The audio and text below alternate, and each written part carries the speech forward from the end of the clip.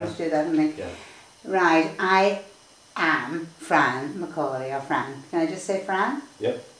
And I turned 13 in 1962, right?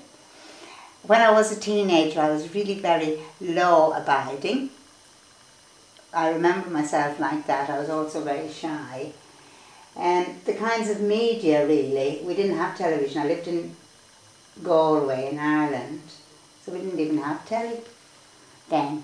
In your teens then, what would you think the first or most memorable film perhaps you saw in your teens? The most memorable film in my teens, I went with the family. We used to go, I remember for different reasons actually.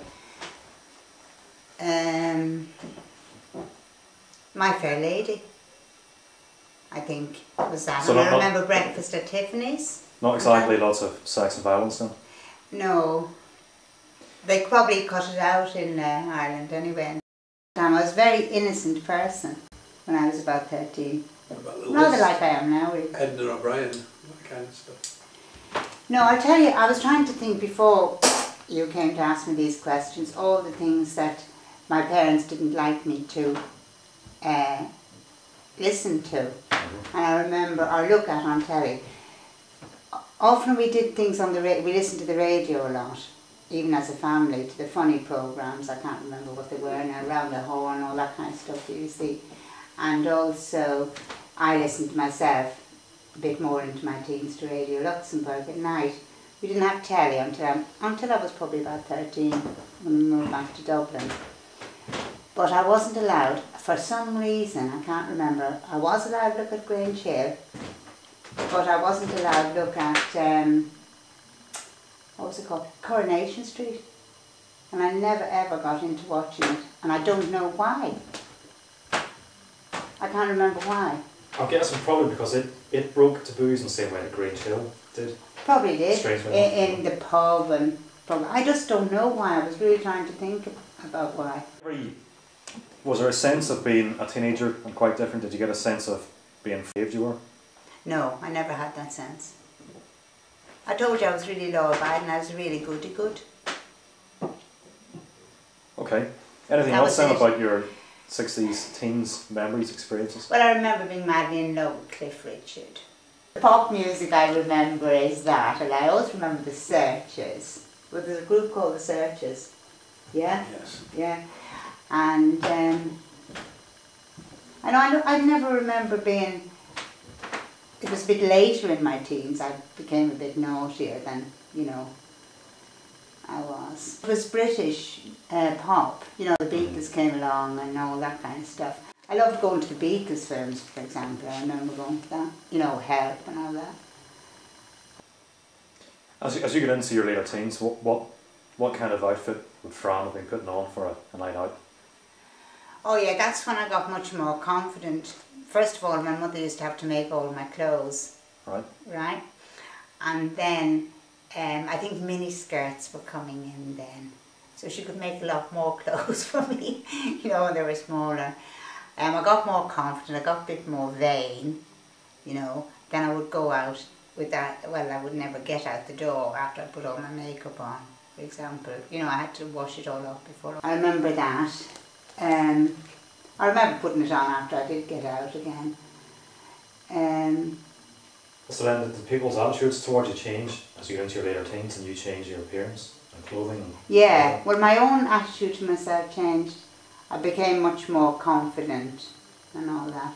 Were you thinking any sense of you being part of a social menace in a way as you get into your later teens? A menace? Oh no, I never had that feeling. No?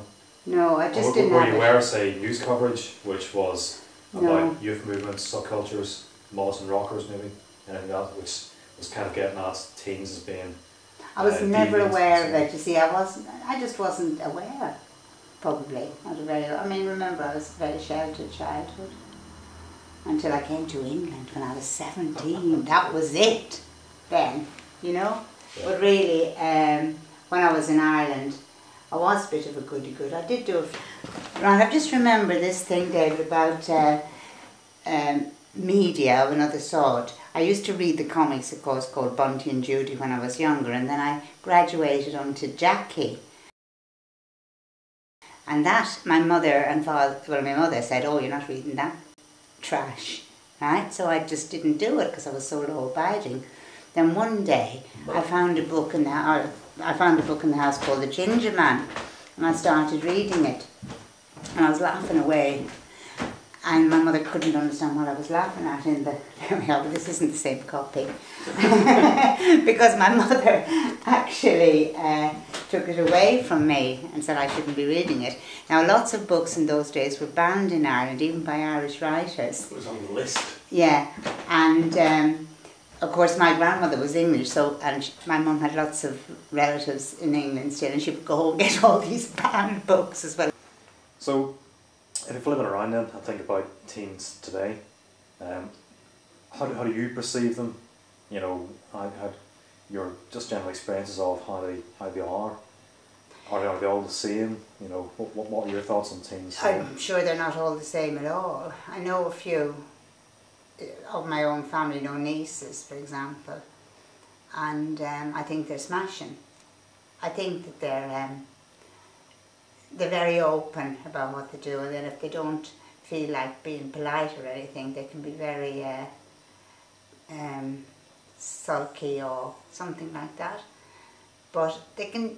Those are the ones I know intimately, and these are the teenagers, like about 15, my nieces and nephews, and one of them, we call her name something terrible at times, but she's coming out of it now. But you know, basically she's an ace person. Mm-hmm. I know another little girl who's about 15.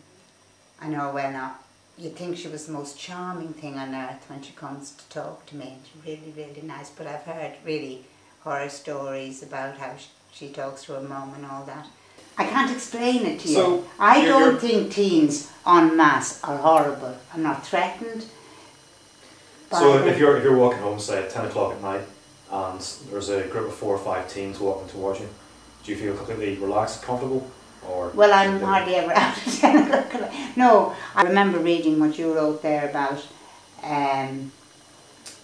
all the bad press they get. The only press that a lot of teenagers get is bad press. You know, even though the good behaviour at the university march and all that, but wasn't recorded.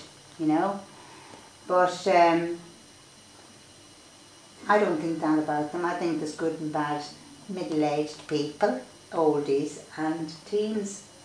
I really do think that, and I was so pleased, particularly about your things, all the positive stuff about your kids in the paper. That, you know, I think locally, probably on a national level, they're not properly reported, but on a local level in the papers, good stuff is reported on young people.